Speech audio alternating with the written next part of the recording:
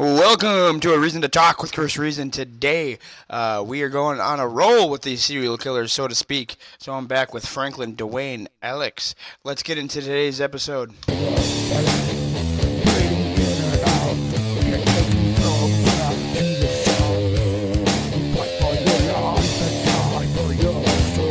This is A Reason to Talk with Chris Reason. Franklin DeWayne Alix, August 6, 1975, was an American rapist, robber, kidnapper, and serial killer who committed at least 3 murders, 2 attempted murders, 9 robberies, 2 rapes, and 4 kidnappings during a crime spree in the late 1990s. Most of his crimes occurred in apartment complexes in Houston, Texas. Alix was sentenced to death for one of the murders and executed in 2010. Now, before we continue, let's get to hear from today's sponsor of Dubby Energy. That's DUBBY.GG/discount/CRN10. Promo code CRN10. Get 10% off your order today. It's awesome flavors: Beach and Peach, Galaxy Grenade. And now we got some canned versions of this awesome product for hydration, extra energy, a whole bunch of different stuff. Focus, gaming, gym, whatever you need to do. Check out W Energy, DUBBY.GG/discount/CRN10. Help support the channel, damn it. Also, I wanted to mention that this is going to be a little bit of a shorter episode, so let's get back into this. Alix was born in Harris County, Texas. As a child, he was active at his church. Alix sang in the choir and taught Sunday school. He later said he was raised in a strict household. In September 1992, Alix tried to steal a bus. He was arrested after a 10-minute chase and received a 6-month sentence for theft. On April 8, 1993, Alix stole a woman's car from her driveway. He was later arrested while driving the car. Alix received a 3-year sentence for motor theft and was released from prison in 1996. July 11, 1996, he was stopped for jaywalking in Houston and was found to be illegally carrying a pistol and ammunition. He was convicted of illegally carrying a weapon and was sentenced to 70 days in jail. In August 1997, Alix embarked on a 6-month violent crime spree in Houston. Over the course of the crime spree, he committed at least 3 murders. Alix committed most of the crimes at apartment complexes and kidnapped people by forcing them into car trunks on 4 occasions. What? On August 8th, Alix allegedly shot 41-year-old Gregorio, that's not a fucking name, Gregorio Ramirez during an attempted robbery in an apartment parking lot. Ramirez's widow identified him as the shooter. On August 15th, Alix pumped gas without paying. When he got stuck in traffic and the store owner confronted him, Alix punched the man in the face. September 2nd, Alix bumped into a woman's car. When she asked him for his insurance papers, he threw her to the ground and robbed her at gunpoint. He then fled after the woman started screaming and another woman said she was calling the police. September 29th, Alix robbed a woman and kidnapped her at gunpoint as she got out of her car in an apartment parking lot. After forcing her into her trunk and driving off, Alix pulled over and made the woman perform oral sex on him before fleeing. God, this guy's a real piece of shit. Piece of work. On October 5th, Alix fatally shot, I'm going to butcher this, Silmai Tuwald. Sorry if whatever the name of it is, I apologize. In an apartment parking lot. On October 13th, he robbed a man at gunpoint at an apartment. And on November 30th, robbed a man getting out of his car in an apartment parking lot and locked him in the trunk. December 6th, Alix stopped a patrolling apartment security guard at gunpoint. He had the security guard turn around and run away. He then fired 3 shots, hitting the guard in the back. The man survived. December 19th, Alix shot and wounded a townhome security guard after searching for money. Later that day, Alix got out of the car to rob a man in an apartment parking lot. The man got in the car and drove away. He later found a woman in the trunk. The woman said she had been robbed and raped. January 3rd, Alix kidnapped 19-year-old Carol Bridgeford, after forcing her into her car trunk and driving off. Alix threatened her and demanded money. Carol told him he could take things from her home. Alix threatened Carol with his gun, saying he would kill her and anyone else in the house if anything went wrong. Alix then searched the home and stole several electronics. He also raped Carol. As he was ransacking the home, Carol's 23-year-old brother Eric and his friend suddenly arrived. The 2 men fled, but Alix chased them and fatally shot Eric. Later that day, Alix pulled over a woman in an apartment parking lot at gunpoint before robbing and kidnapping her. The woman was forced into her car trunk. God, this guy's a theme with trunks. Alix, who then started driving the car, released her half an hour later. This guy's a fucking ass. Also weird, I don't know how the fucking psychology of this works, bringing up in a quote-unquote strict household and being raised in the religious aspect of it, which sometimes that can act, depending on how far they go with it, it can turn someone's mind. But I feel like this has nothing to do with that. I feel like this guy just has a lot of shit to deal with. January 4th, Alix robbed a man walking home later that day. He robbed and fatally shot 34-year-old Christopher Thomas as he was listening to music in his car outside of his home. January 6, 1998, officers in Houston arrested Alix. He confessed to killing Eric on videotape and led police to the weapon. Alix was charged. See, he confessed that. I mean, they probably didn't get him at the time for the other ones, but if he confessed that, does that mean he didn't really want to do it, or he's just psychotic enough that he just said, fuck it, here we go?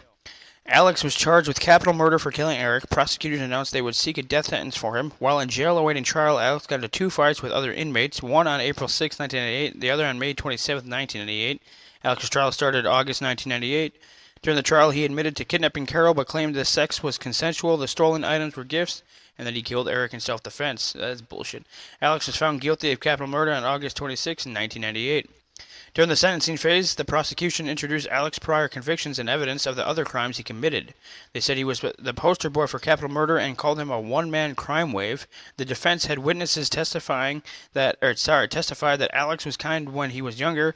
One person described him as having been a typical fun-loving teenager. That doesn't mean shit. You could change. Something could have happened in between.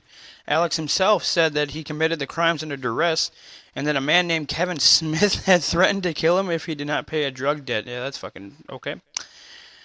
Sorry, Kevin Smith is what got me. Even though Smith is a common last name, but still, it just got me. Although Texas did not have life without parole at the time, the judge also allowed the defense to tell the jury that if they gave Alix a life sentence, he would not become eligible for parole for 40 years. This meant that Alix would have no chance of release until he was in his early 60s. During his trial, Alix had several outbursts. At one point, he was removed from the courtroom. The jury ultimately recommended a death sentence, and Alix was formally sentenced to death on September 2nd, 1998. In 2006, the crime led before So did they do it? Because now in 2006, well, clearly they're not, because he died later. In 2006, the crime lab for Houston Police Department was caught in a controversy over complaints of bad police work and mishandled evidence in multiple cases. In Alix's case, his lawyers argued that DNA evidence did not conclusively connect him to Ramirez's murder. However, an appellate court ruled that this would not have changed the jury's decision, pointing to Alix's lengthy history of violence and other evidence. Alix was interviewed on death row shortly before his execution. Referring to his alleged drug debt, Alix said that he wanted to do the right things in life but got caught with a bad crowd. Bullshit. He admitted to killing Eric but claimed his gun went off after Eric charged at him. Alix said he did not want to die. He claimed he was remorseful but said he would not apologize. Okay.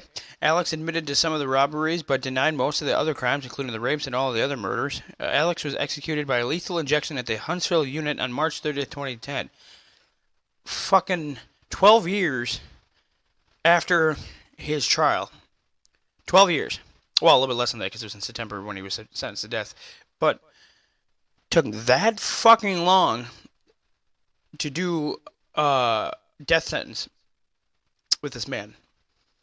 Because of... If you're sentenced to death in September 2nd, 1988, why wasn't he fucking lethal injected or whatever around that time? Because then you're bringing up the shit in 2006, which was 8 years later, that the Houston Police Department caught in the controversy and all the other shit, but then wasn't finally executed until March 30th, 2010. That doesn't make sense to me.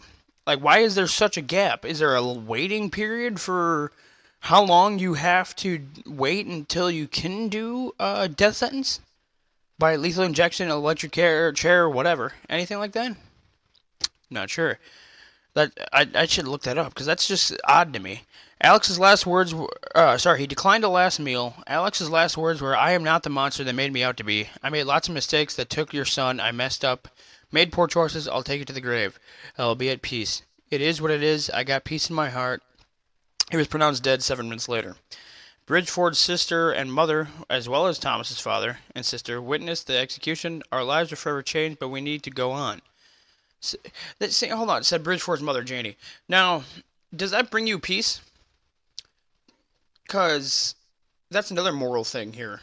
If you watched the murderer who killed your son, or, yeah, I believe it was son, anything like that, get the death sentence and you see the murder, or I mean the death sentence acted out, does that mean you feel peace?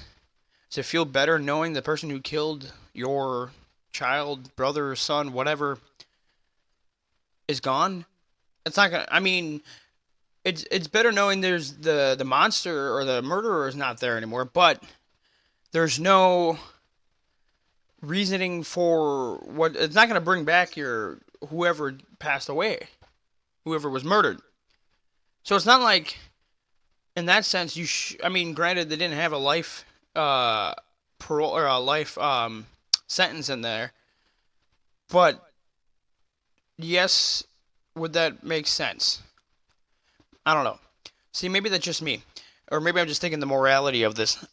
But anyway, she said she took no pleasure in seeing Alix die right there, and that she forgave him, but understood he might not admit to everything he did. Janie brought a photo of her son to the witness room. Every photo has been of Alix. She said, I wanted to put a face to this. Janie said her family had been through a lot of pain, and it took 2 years before she could return to work. That makes sense. Also, since the fact that you've seen the guy die. I mean, lethal injection. Thomas's sister, Fernilifa,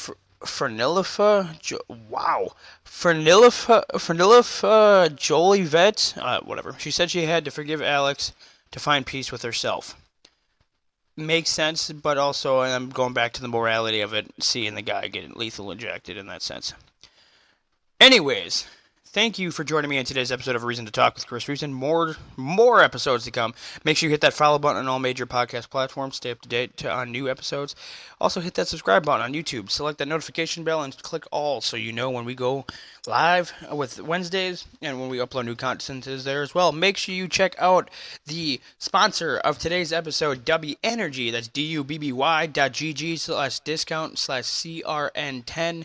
Promo code CRN10. Get 10% off your order today. Please help us out. dubby.gg/discount/CRN10. W Energy, folks. Peace and bacon grease, guys.